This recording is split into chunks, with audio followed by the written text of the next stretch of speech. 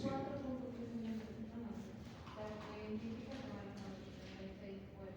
Ya. De esos, ¿cuáles son los más? A ver, veamos, ¿cuáles son los que tienen mayor cantidad de gente y aglomeran a una buena cantidad de personas? Los quechos. Exactamente. Y los otros, los demás, son como picoteaditos, ¿no es? Porque quechos, ahumaras y las comunidades guaraníes son los que tienen mayor cantidad, los otros un poquito y no repercuten mucho. Pero la mayor parte de la población en Bolivia es mestiza, habíamos dicho, ¿sí? No tiene sangre pura, ya sea originaria o de otras regiones. Somos mezcla nomás, ¿ya? Entonces, dentro de esto, de las etnias, hablamos de ¿y cómo afecta el origen étnico?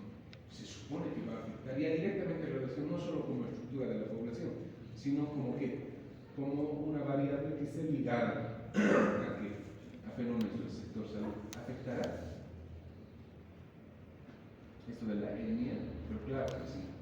Sí tienen sus propias costumbres, sus propios ritos, ¿ya? Sus propias formas de vivir. Incluso la justicia ordinaria no puede entrar, ¿no? Porque hay una ley que dice eso, que se tienen que manejar en base a las leyes originarias que tienen. Medio complicado es eso, ¿ya? Entonces repercutirá también en el sector salud, pero claro, en los procesos de salud de enfermedad, no solo enfermedad, sino en los procesos de salud de enfermedad. La religión, que está ligada también a esto de la etnia, pero también puede ir suelta, ¿sí? Es una característica cultural demasiado importante porque nos muestra, ¿ya?, dentro de la estructura, cómo estamos, qué tendencias hay respecto a las religiones que tenemos, ¿ya? Y marcan el tipo de religiones que podamos tener, diferencia respecto a los posibles procesos dentro de lo que es la salud y enfermedad, ¿ya?, ligando ya a fenómenos del sector salud. En su momento les había comentado lo de los testigos de Jehová, ¿no ves? Hemos hablado en teoría y les he comentado sobre el gran caso que ha habido en Santa Cruz. ¿Les comenté o no? Respecto a que un médico en una cirugía tenía que pedir la autorización del familiar cercano que estaba en el hospital, que era su esposo, y su esposo de hecho que no permitía que se pasen unidades de sangre. Creo que les he comentado esto, ¿no? Y no ha hecho caso. Porque el esposo ha dicho no. ¿Por qué? Por lo enraizado que tienen respecto a la religión, ¿no? Ellos creen en todo momento que determina circunstancias y determina qué va a pasar desde arriba. Y según lo que tienen concebidos respecto a lo que puede pasar más adelante en un momento decisivo, él había dicho que no. Y el médico, pero también estaba en un dilema ético-moral, ¿sí o no? ¿Ya? Y él después incluso ha ido a la cárcel. Ha dicho que lo volvería a hacer. ¿Por qué? Porque nosotros juramos qué cosas. Y por eso es un dilema ético-moral. Uno, porque nosotros juramos cuando estamos saliendo como médicos qué cosa, salvar la vida de las personas. ¿No ves? Y el dilema otro que estaba en la balanza, ¿cuál era? Uno, lo que juramos, ¿no ves? Salvar la vida de las personas. Pero estaba en contraposición a qué? Al respeto por lo que pueden recibir las personas. ¿Me dejan entender? Tienen la libertad de hacerlo. Y para eso nosotros tenemos consentimientos, ¿no es cierto? U hojas de descargo también, pero es documento. Y eso le consultaban y la gente se ha parado precisamente por eso, porque había visto que eso ha sido con intención. Ha habido principio de maleficencia, de querer hacer daño. No, pero no ha respetado, ¿no?, lo que se le puede respetar. Entonces hay ese dilema y eso se queda abierto para que ustedes puedan trabajar también. La mayoría de los médicos, para no entrar en problemas de tipo legal, porque ahora en los hospitales afuera hay abogados también, esperando que pueden haber equivocaciones para ser redundantes, uno tiene que saber qué cosa va a realizar, qué cosa no va a hacer. La religión entonces está ligada a muchísimos otros fenómenos, ¿no es cierto? De por saber, denme uno o dos ejemplitos en los cuales la religión está ligada a algún fenómeno del sector salud. Así debería ser, a ver cuál. El aborto. ¿Sí? El aborto. ¿Qué otros fenómenos? Ya no vamos a hablar, no vamos a discutir respecto a esto. Cada quien puede tener su posición. Aquí podemos tener gente que esté en pro del aborto. ¿Ya? Particularmente yo tengo mi posición respecto a eso, incluso que estoy del lado de la ciencia. ¿Sí? Pero no me inclino por la práctica del aborto. ¿Ya? Pero cada uno de ustedes puede tener su posición y es desde todo punto respetable. Pero está ligado no solo a la religión, ¿sí? Sino a otras cosas que tienen que ver con la formación de tipo personal. La lengua es la característica que define la etnicidad, ¿no es cierto? ¿Sí? ¿A qué grupo étnico voy a pertenecer? ¿Está ligado a procesos de salud y enfermedad o no? Quiero que me den un ejemplo de la lengua como factor que esté ligado a procesos o fenómenos del sector salud. Tal vez la comunicación. La comunicación, la accesibilidad a los servicios de salud. Mínimamente entender, y en esto les doy la razón, que de acuerdo a dónde vivan, que mínimamente tenemos que saber algo del idioma donde vamos a ir a trabajar. ¿Verdad? Porque si yo no me puedo comunicar con otra persona, ¿de qué sirve la experiencia o lo muy buen profesional que puedo ser si no sé lo que me está diciendo? ¿Me dejo entender? Entonces marca mucho respecto a no solo estos procesos en los cuales va a estar ligado con la enfermedad o con la salud, sino que es la forma en la que transmitimos todo, la lengua, ¿no? Nuestras necesidades, nuestras alegrías, todo. ¿Ya? Entonces es una variable recontra importante, no la pueden cerrar la puerta, por favor, respecto a la estructura de la población y que lógicamente que está ligada también con procesos de nuestro sector salud. Por características educacionales también podemos ver cómo se estructura la población. Acá vamos a hablar de los niveles de educación que tenemos. ¿Ya?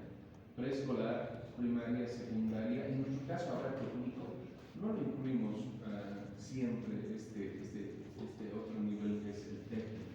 ¿Sí? Está directamente primaria, secundaria y superior. ¿Ya?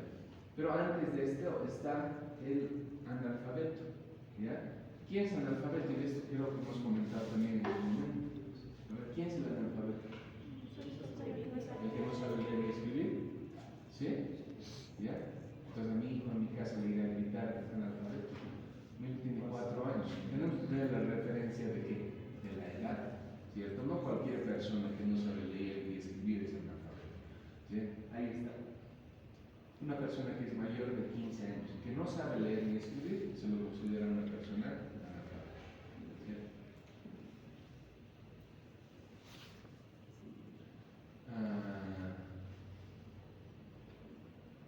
Está ligado a procesos de salud y enfermedad, el nivel de educación, el nivel de instrucción que tenemos, casi a la mayoría, ¿sí? Casi a la mayoría. Ese nivel de formación, de educación que podamos tener, repercuten en que en la mortalidad, en la natalidad, ¿sí? En algunas enfermedades infecto-contagiosas, en enfermedades crónicas no transmisibles, etc. ¿Saben cuál es el porcentaje de analfabetos que tenemos en Bolivia? A ver, busquen.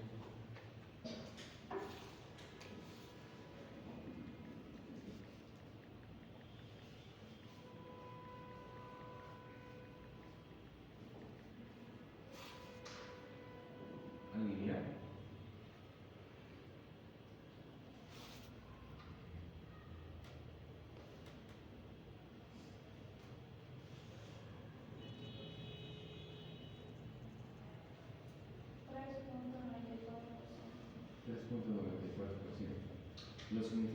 Lo que significa que personas alfabetizadas, ¿cuántos son?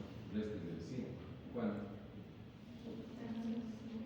96 punto tantos por ciento. ¿Qué dice? ¿Es creíble esto? ¿En base a qué? No sé si ustedes estaban conscientes o se enteraron en su momento que en Bolivia ha habido campañas de alfabetización, pero grandes, ¿sí? Han bajado por muchas comunidades ciertas. Pero la idea no es solo hacer ese tipo de campañas, es ver que la gente realmente aprenda cómo se le está dejando de insumo, ¿no es cierto? ¿Saben qué es el analfabeto funcional? ¿Alguien tiene idea de lo que es el analfabeto funcional? Es esa persona que ha aprendido a leer y escribir en un determinado momento, pero después ya no ha utilizado ese conocimiento. No ha leído un libro, o no ha escrito en su cuadernito, o en una hojita, nada, no deja entender. Se ha quedado con ese título que le han dicho, no, vos ya estás alfabetizado. Y después de haber estado alfabetizado, no ha leído ni una revista ni el periódico, no ha escrito ni las compras que tenía que hacer. ¿Me dejo entender? Entonces, es impresionante ese nivel de alfabetización que tenemos en Bolivia. No lo creo con total certeza que tengamos ese porcentaje. ¿Bien?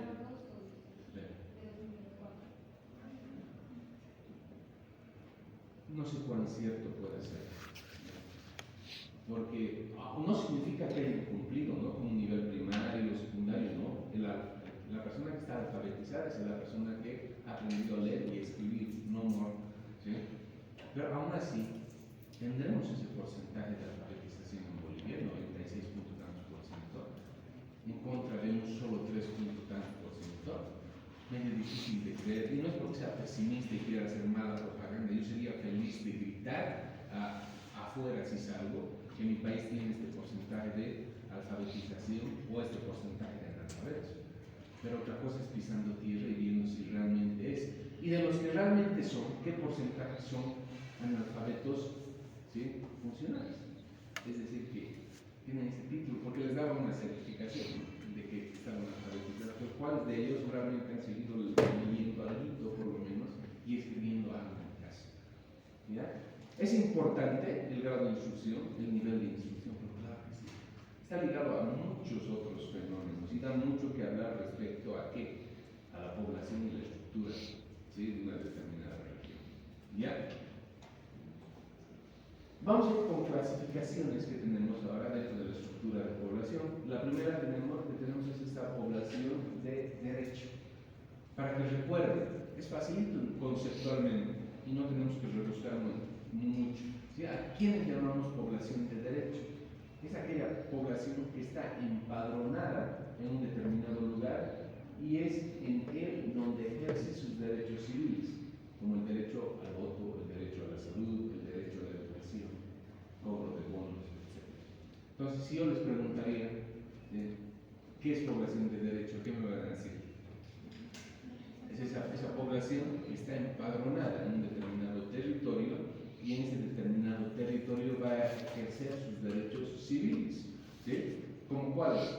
Particularmente, el voto, la educación, salud, ¿sí?, y algunos otros beneficios como el cobro de bonos, etc. ¿Se entiende? Población de hecho. La otra es de derecho. Esta es de hecho. ¿En qué consiste la población de hecho? Es la que vive también en un determinado lugar, pero sin estar empadronada. Son personas que radican durante un tiempo en un lugar sin intención de quedarse en ese lugar o de permanecer en ese lugar. ¿De qué depende esto? O sea, y ejemplos. ¿Quiénes? Los que por situación laboral se van a un determinado territorio y no quieren empadronarse ahí, porque pueden hacerlo fácil, ¿sí? Ejemplo, yo cuando estaba, no me acuerdo, haciendo mis primeras armas, ¿ya?, me fui a Santa Cruz, sí, cuando estaba trabajando en Jon Snow, en una ONG, me fui, tenía un contrato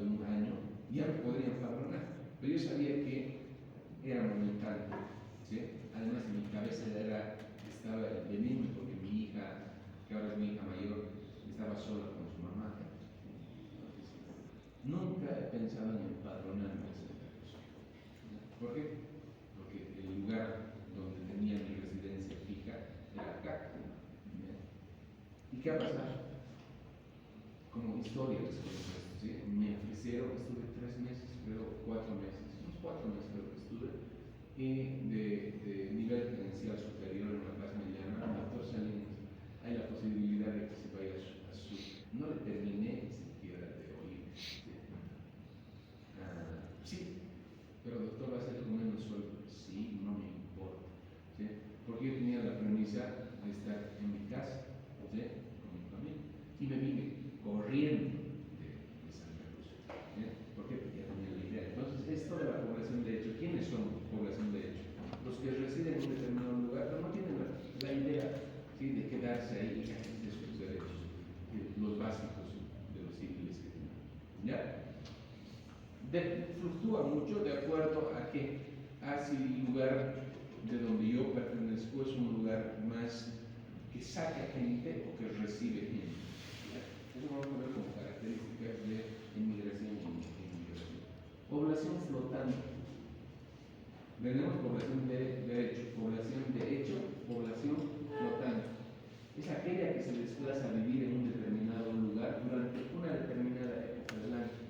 ¿Sí? Habitualmente pueden ser una referencia a los lugares de vacación, ¿sí?, o los comerciantes. Ejemplos quiero que me den de esta población flotante. Población flotante que conozco.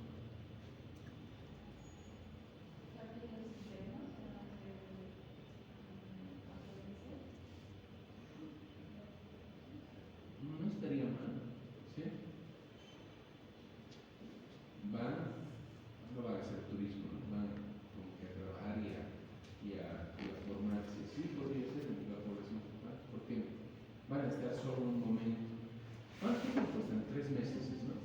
Sí, podría ser. Otros ejemplos, pero mucho mejor adaptables, no está mal a lo que hemos dicho. Doctor, ¿podría ser la población gitana? Los gitanos, sí, está bien. ¿Ya? ¿Quiénes más? Los turistas. ¿Será los turistas? Vamos a ver si clasifican acá. Sí, probablemente pueden ser los turistas. ¿Ya? ¿Quiénes más aquí? Un ejemplo claro. Los paseñitos que vienen de dónde? De La Paz, sí, a ofrecerlos ropa, y no solo azúcar, ¿verdad? Van dando vueltas. ¿Sí? ¿Quiénes más son población flotante? A ver, ejemplo del campo, la gente que se va a la zafra, les ha comentado que es la zafra, ¿no? ¿Qué es la zafra? ¿Saben qué es la zafra? Cosecha de la caña, ¿no? Y la gente que necesita en una determinada época del año, ¿qué hace? ¿Bien? O se va a Santa Cruz. ¿Bien? Y está por cuestiones de trabajo en la cosecha de la caña y se vuelve. ¿Ya? Pero es importante también porque si esta población flotante se va, ¿ya?, y de acuerdo a las condiciones en las cuales está trabajando, puede traerse algún tipo de enfermedad. Y particularmente les voy a hablar de la tuberculosis, ¿sí?, que cuando se van a la zafra, a la cosecha de la caña, ¿cómo viven? No viven en casas, habitualmente viven en carpas, porque los reciben temporalmente, los acogen, y cómo viven hacinados. Basta que una persona esté tosiendo ahí adentro, que lo que están 7, 8, 10 personas. Por eso, y era un dilema, les comento, ¿no? Porque, y es bueno saber de esto y saber aplicarlo, porque les comentaba que cuando estaba de jefe del programa de tuberculosis, decía, en este municipio no suele haber tuberculosis, ¿ya? Pero aparecieron con 5, 6, 7, 10 casos de tuberculosis de la noche a la mañana. Y uno tiene que hacer, para eso sirve, ¿qué cosa? La anamnesis, ¿verdad? No solo es para que les cuente signos y sintomatología, sino que los antecedentes y qué es lo que va a pasar. Toditos los casos de tuberculosis en esa época eran importados, es decir, no eran de contagio en la zona de origen de las personas. ¿Y por qué era? Porque si en la zafra cosechaban y ahí, en pocas palabras, les escupían en su cara, ¿no?, por la tos de origen, ¿no?, y había ese contagio. Ya, población flotante. Los transeúntes. Puede ser que como decía Nagla, los turistas estén dentro de la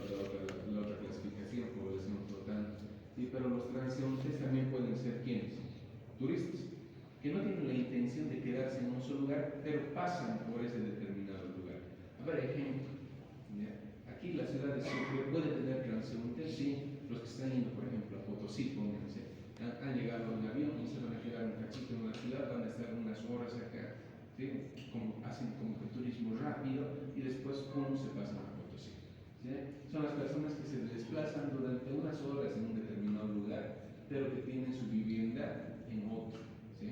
O que su propósito de llegada es otro territorio o otro lugar. Zonas de ocio, de trabajo, en el centro de ciudades o en las afueras de ciudades. Un rato, unas horas. ¿Sí? Me estoy yendo al valle por unas horas y voy a volver. ¿Me dejo entender? ¿Se ha venido? Este era un ejemplo de una investigación que se hizo pero hasta hace unos años con esta Fundación Milenio, en la cual nuestro país ocupaba el último lugar respecto a la densidad poblacional. Y hemos visto que todavía está entre los coleros, ¿no ves? En nuestro país. Genial, eso es todo. Podemos lanzar algo de transición que les he pedido. No vamos a terminar imposible, pero podríamos conversar algo respecto a la transición demográfica. ¿Qué me han leído respecto a la transición demográfica? Y además ya saben algo de transición demográfica. ¿Por qué? Porque me han comentado por aquí pasó cuando estábamos en generalidades de demografía. ¿Ya? ¿Qué es la transición demográfica? ¿Alguien sabe? A ver, Julia. El crecimiento y de la de mortalidad y Ya. En sí no es esa la transición demográfica, esos son los indicadores que me van a explicar este modelo teórico de cómo ha ido cambiando la gente en el transcurso del tiempo. ¿Sí? Es un modelo teórico, ¿ya?, de los más aceptados, que intenta explicar los cambios que han sufrido la población en el mundo. En base a dos indicadores particularmente, y en esto tiene razón Julio. ¿Sí? ¿Cuáles son estos indicadores? Nacimientos y defunciones. ¿Ya? En base a estos dos indicadores se trata de explicar cómo ha ido cambiando, cómo ha ido evolucionando la población en el mundo. Y de eso nos vamos a ocupar. Y están ligados a hechos históricos o hitos, ¿sí?, de la población de forma genérica, que no van a ser difíciles de ligarlos o de acordarnos y que haya mucha memoria. ¿Ya? Por eso les digo, es mucho de cultura general lo que vemos en demografía. ¿Ya?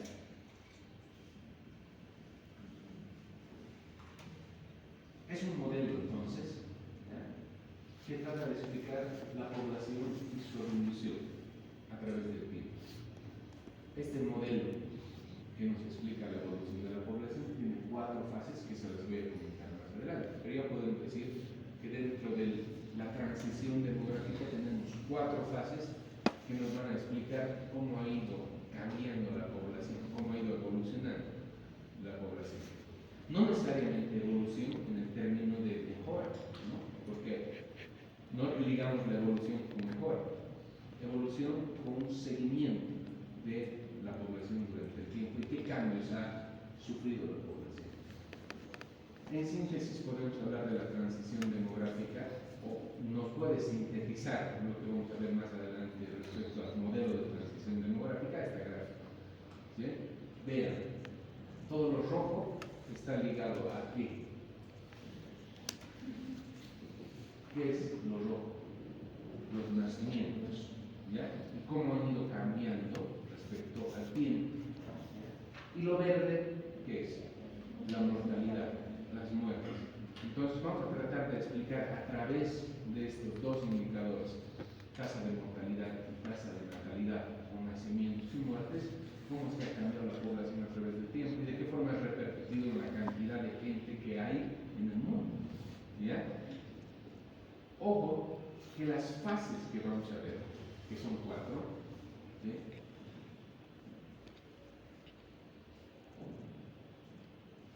no están, en la mayoría de los países se han visto ligadas a hechos históricos o hitos de nuestra historia, ¿sí? Pero no significa que todos ya hayamos cumplido con las 4 fases. Esto quiero que sepan. Porque algunos países, ya no voy a hablar de que podemos encontrar en la primera fase, porque ya casi todos los países han pasado esta primera fase, pero la mayoría de los países ya han pasado las 4 fases, incluso se ha incorporado, ¿sí? O ha habido autores de demografía que se han permitido incorporar una 5ª fase más, porque la mayoría de los países ya han pasado las 4 fases, ¿sí? Y los han situado incluso en una 5ª fase, que les voy a comentar, y eso no está en su libro de texto. ¿Ya? Pero otros países por ahí todavía están bregando por pasar de una fase a otra fase. ¿Ya? Respecto a qué, entonces, ¿qué es lo que me permite clasificar a un país respecto a la fase en la cual se encuentra? Es 2 indicadores. ¿Cuáles son? Nacimientos y defunción. ¿Ya? Vean que ya están las 4 fases ahí, ¿ya? Delimitadas con un régimen demográfico antiguo, ¿ya? En el cual, ¿cómo se encontraba la natalidad? ¿Cómo se encontraba la natalidad? Es decir, los nacimientos. Allá dice que estaba así, ¿sí? Así, pero ¿dónde? Así de elevado, ¿sí? Elevado. Eso está expresado en qué está, ¿no ves? Así de elevado. Después vamos a hablar de cuánto representaba en términos de indicadores, ¿ya? Aquí nos abocaremos a algo genérico en esta primera clase, ¿ya? Decir que la natalidad era recontra elevada, pero se mantenía por ahí, similar nomás, ¿ya? Es decir, que había muchos nacimientos en el régimen demográfico antiguo, ¿no ves?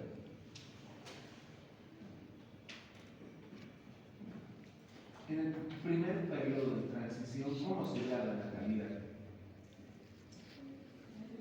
Todavía parece ser igual, aunque ya al final de esta primer periodo de transición, recién se ve un poco de descenso de los natalicios, ¿sí? De los nacimientos, pero la mayor parte, ¿sí? Se encuentra casi igual o más que en el régimen demográfico antiguo. ¿A ver? Ya empieza, pero a haber una caída, ¿sí? Un descenso, no marcado, pero ya empieza a verse un descenso de los nacimientos. En la segunda, ¿sí? En el segundo periodo de transición propiamente dicho, ¿qué pasa con la natalidad?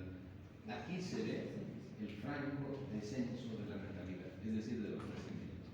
Vamos a ver a qué es atribuible esto, ¿sí?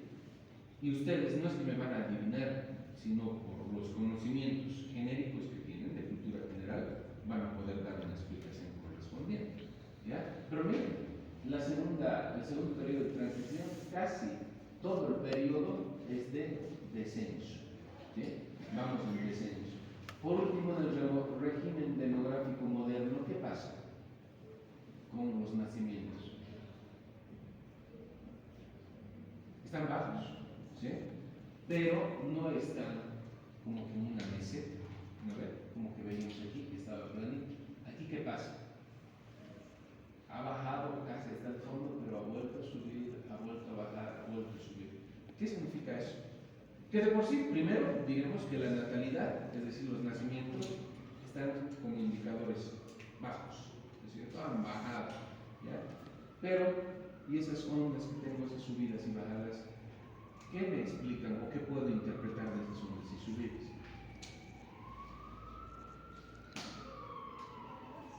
Ha habido temporadas de qué? De mayor cantidad de nacimientos y menor. ¿Y eso cómo podríamos explicarlo? ¿Debido a qué se da esto? ¿Será que se da? Esto se supone que va a ser en los países que ya han pasado por las 4 fases, ¿no? Esta última, ¿ya? ¿Por qué? Porque se supone que ya han pasado, ya están con indicadores de natalidad bajos. Pero ¿por qué se ven, ¿sí? Periodos de subida un poquito? Porque tampoco están subiendo exageradamente, ¿no ven? Sube un poquito la natalidad, pero luego baja, sube. ¿Debido a qué?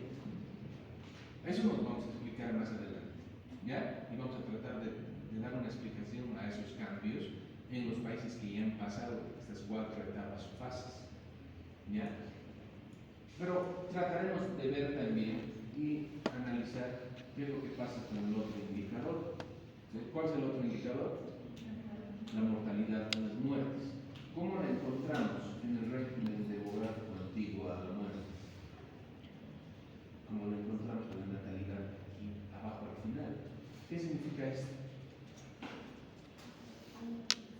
¿Cómo estaba la mortalidad en el régimen demográfico antiguo? ¿Fuerte? Alto. Primero estaba alto. Igual estaba alto. ¿Sí? Estaba alto. Pero dentro de lo que estaba alta, ¿sí?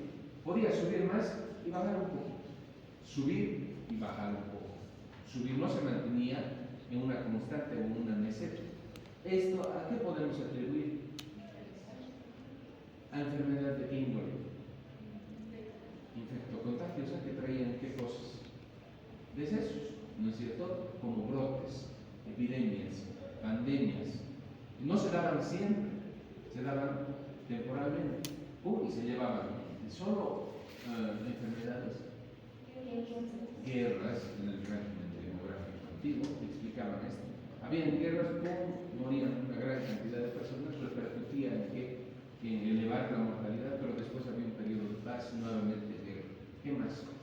Entonces, enfermedades. Habitualmente eran infectocontagiosas, y no mucho crónicas no transmisibles, ¿no? Luego hemos dicho, ¿qué cosa? Las guerras. ¿Qué más?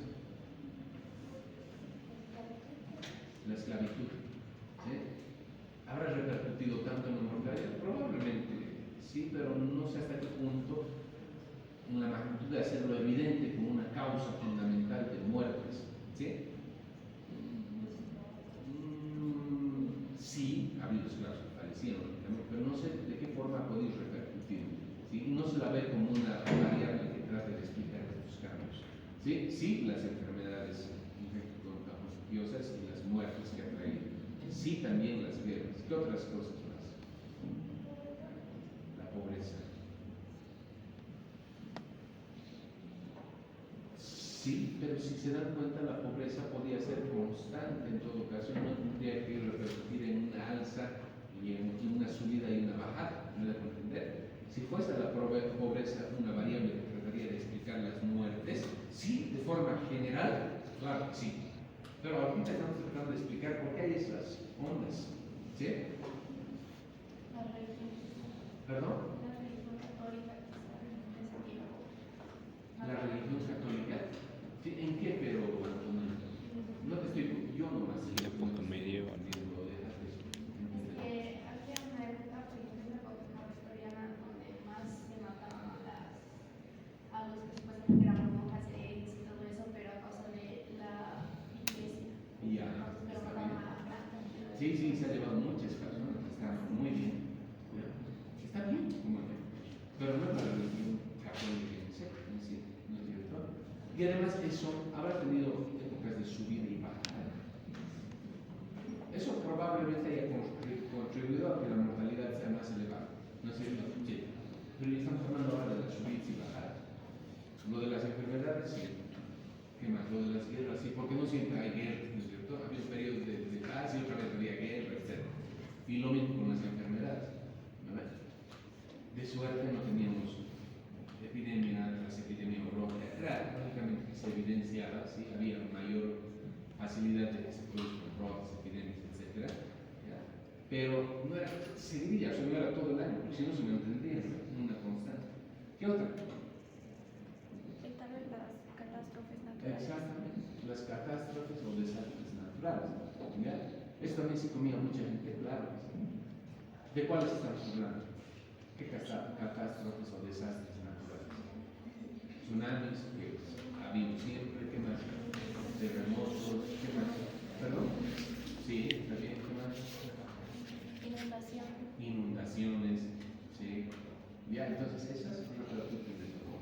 ¿Qué ha pasado con la muerte?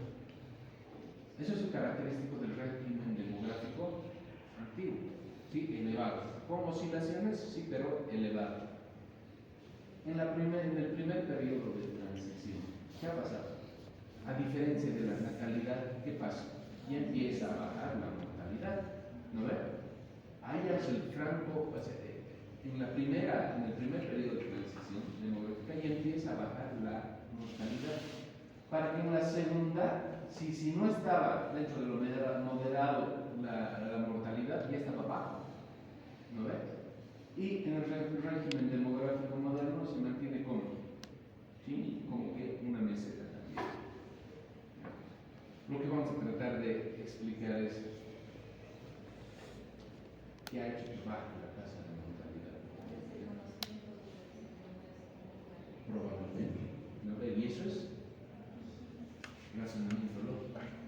¿No ve? Razonamiento lógico, el conocimiento de las enfermedades. ¿Qué trae el conocer? Por eso decimos que el conocimiento es poder, ¿no es cierto? No solo poder en la parte económica, es poder, ¿para qué? Para poder dar solución también, ¿no ve? ¿Cómo hemos dado solución a las muertes? Con conocimiento de las enfermedades. Cómo tratarlas, cómo curarlas, ¿sí? ¿Cómo las tratamos y curamos? Hemos visto de lo más básico, ¿no? En tratamiento que podríamos dar, hasta lo más elaborado ahora en tratamiento de tipo farmacológico, intervencionista, cirugías, etc. ¿Verdad? Pero ¿cómo iniciar? ¿Cuáles han sido los hitos en la historia de salud, ¿sí? Que han permitido que bajen los niveles de mortalidad? Claro que sí. Eso se ha dado muchísimas vidas. Vacunas. Pero antes de las vacunas, está muy bien. ¿Qué otra cosa? O si no, vayamos mencionando, porque después vamos a acomodar dónde va, ¿sí? Dentro de los hitos del sector salud, dónde van las vacunas. Será más despuesito, antes de las vacunas que ha habido. Ya de los microorganismos, muy bien. ¿Ya? Si los identificábamos, sabíamos que había, en su momento se llamaba NOXA, ¿no es cierto?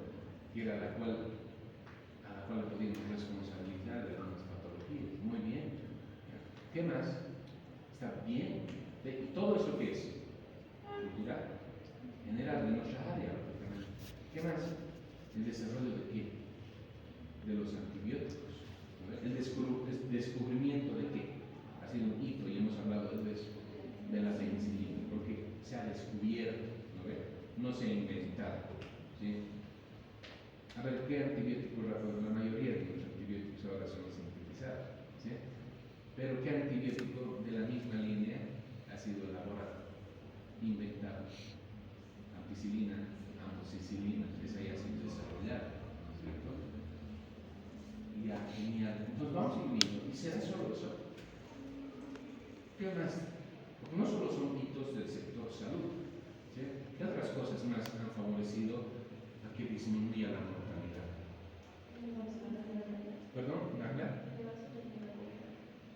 ¿Debido a qué? Eso es una repercusión de que se eleva el nivel de vida, pero ¿por qué se eleva el nivel de vida? O la esperanza de vida. ¿Por qué? Porque hemos dicho que sí, mejores condiciones en el área de salud, pero no solo salud. ¿Qué otras cosas han favorecido? La revolución industrial. ¿Qué conlleva? Y eso precisamente lo que marca, ¿sí? ¿Sí? Marca, pero rotundamente en este modelo de transición demográfica, la revolución industrial, ¿sí? Los hechos que han pasado después de la revolución industrial. ¿Qué me ha traído la revolución industrial? Eso vamos a averiguar para mañana, nos vemos otra vez, ¿no es cierto? De forma genérica, la revolución